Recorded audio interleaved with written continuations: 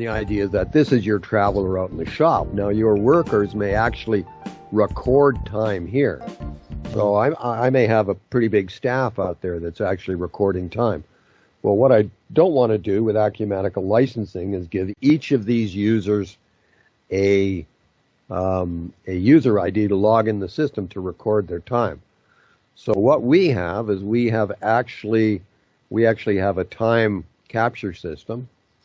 You actually go in, you can select a work order that we have, and then you're given an access code, and that's an encrypted code. Did it find me?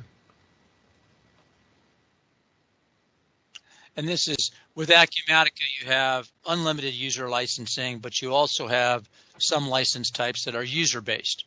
The smaller version is all user-based, and then there's options for user-based licensing. If you go that route, then you might have a problem if you got 30 people on the floor and you want them to individually enter time. This allows you to do that without having to worry about the license, is the point.